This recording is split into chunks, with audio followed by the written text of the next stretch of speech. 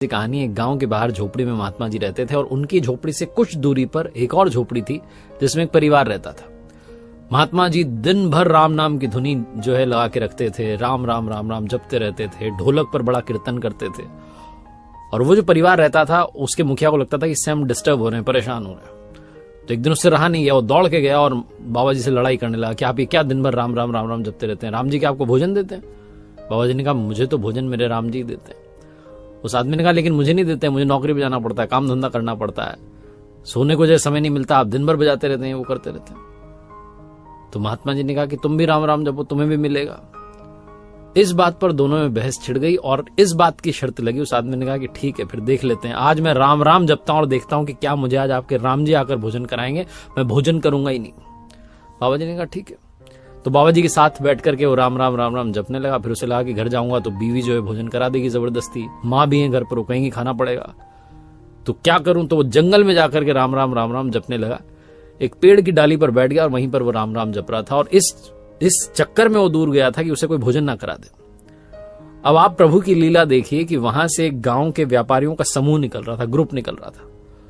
उन्हें भी भूख लगी थी तो उस पेड़ के नीचे रुक गए, अपने साथ में खाना बनाने का सारा सामान लाए थे तो भोजन बनाने लगे।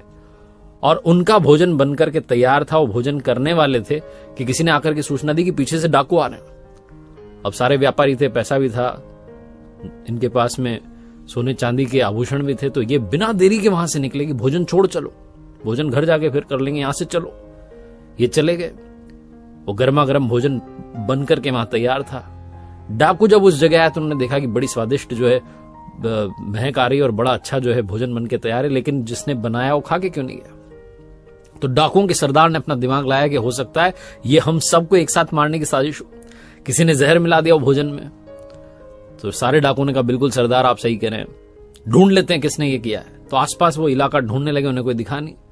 डाकुओं के सरदार ने ऊपर की तरफ देखा तो उसे पेड़ पर बैठा हुआ आदमी दिख गया जो राम राम जप रहा था लेकिन भोजन नहीं करना चाह रहा था। डाकुओं के सरदार ने कहा ये रहा वो कलाकार जिसने साजिश की है, उतारो इसको नीचे। उस आदमी को नीचे उतार के लाए और उससे कहा तू भोजन कर, पहले तूने इसमें जहर मिलाया? उसने कहा नहीं मैंने नहीं मिलाया। बोले खा के दिखा, पहले तू चख। उसने कहा मैं नहीं खा सकता हूं, क्योंकि उसने तो अंदर से प्रण ले रखा था, शर्त लगा रखी थी बाबा जी से कि मैं आज खाऊंगा ही नहीं। डाकुओं ने एक लठ मारा, बोला खा। उसने कहा मैं नहीं खाऊंगा।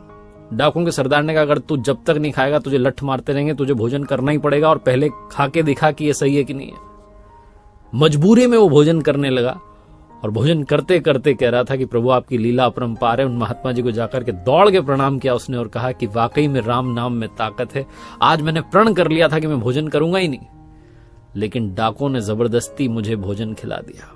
आपने कहा था ना राम राम जपोगे तो मिल जाएगा, आज राम जी ने मुझे भोजन करा दिया, शायद उन्होंने ये लीला रची।